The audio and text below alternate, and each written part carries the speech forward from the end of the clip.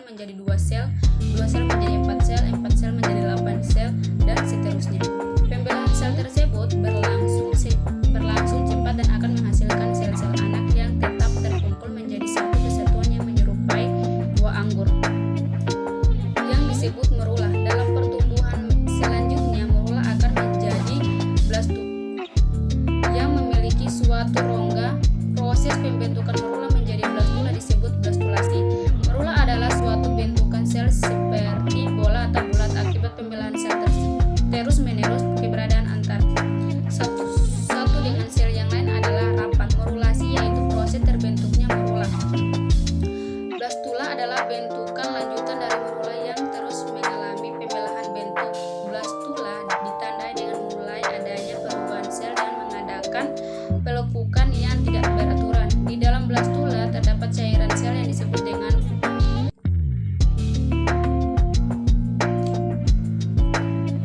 blastosol. Blastulasi yaitu proses terbentuknya blastula. Gastrula adalah bentukan lanjutan dari blastula yang pelekukan tubuhnya sudah semakin nyata dan mempunyai lapisan dinding tubuh embrio serta rongga tubuh. Gastrula pada beberapa hewan tertentu seperti hewan tingkat rendah, hewan tingkat tinggi berbeda dalam hal jumlah lapisan dinding tubuh embrionya. Triploblastik yaitu hewan yang mempunyai 3 lapisan dinding tubuh embrio, berupa ekoderem, mesoderem, dan endoderem.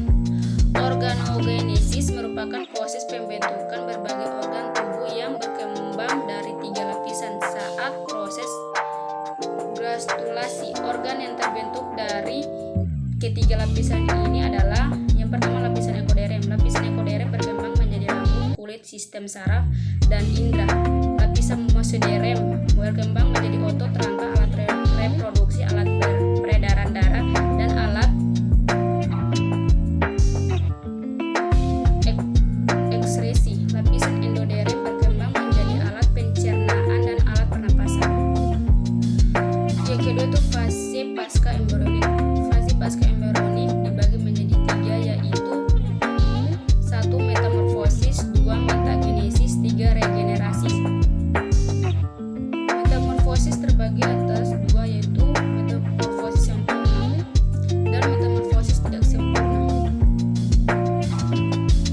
Metamorfosis sempurna, perubahan bentuk yang bersifat sempurna atau perubahan bentuk tubuh yang jauh berbeda dari satu fase ke fase lain dalam siklus hidup. Contohnya metamorfosis kupu-kupu dan katak. Yang kedua, metamorfosis tidak sempurna, perubahan bentuk tubuh yang hampir sama dengan individu dewasa dalam siklus hidupnya. Contohnya